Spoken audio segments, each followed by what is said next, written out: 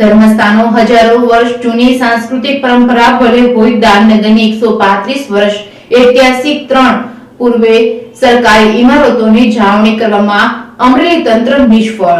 ધર્મસ્થાનો હજારો વર્ષો જૂની સાંસ્કૃતિક પરંપરા ભલે હોય પણ દામનગરની 135 વર્ષ ઐતિહાસિક 3 પૂર્વ સરકારી ઇમારતોની જાળવણી કરવામાં અમરેલી તંત્ર નિષ્ફળ કે ભલે દુર્ઘટના થાય એવા વિચારોમાં વિકાસ કઈ રીતે થશે? ઉઠેલા સવાલોના જવાબ સરકારી તંત્ર આપે એવી લાગણી છે। દેશને આઝાદી મળી ગઈ તેને આજે 75 વર્ષ થયા તે પહેલાની એટલે કે 1889ની સાલમાં તે સમયના રાજા સર દામાજીરાવ ગાયકવાડ સરકારે દામનગર શહેરની મધ્યમાં જનતાના કામો સરળતાથી થાય તે માટે વહીવટદાર કચેરી રૂ26,097માં ઇમારત બાંધી આપેલ। તેની ડાબી અને જમણી બાજુએ ગ્રામ પંચાયત અને પોલીસ સ્ટેશન માટે ઇમારતો છે તે હવે જાળવણીના અભાવે ખંડેર હાલતમાં છે। કિંમતી ચીજવસ્તુઓ ગાયબ થઈ રહી છે। બોલો છે ને અફલાતુન વિકાસ। આ ઐતિહાસિક ઇમારતોનો વહીવટદાર કચેરીની ઇમારત આ ઘણા વર્ષથી અમરેલી હસ્તકની હોય આ ઇમારત જર્જરિત છે, અંદર કોઈ પ્રવેશ કરવો નહીં। બીજા બોર્ડમાં જોખમી હોય અંતર રાખવું।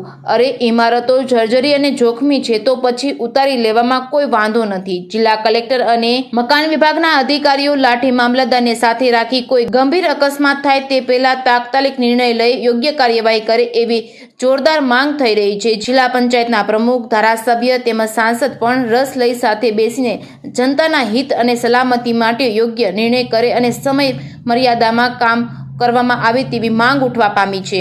Reporting by Atul Shukla, Damnagar.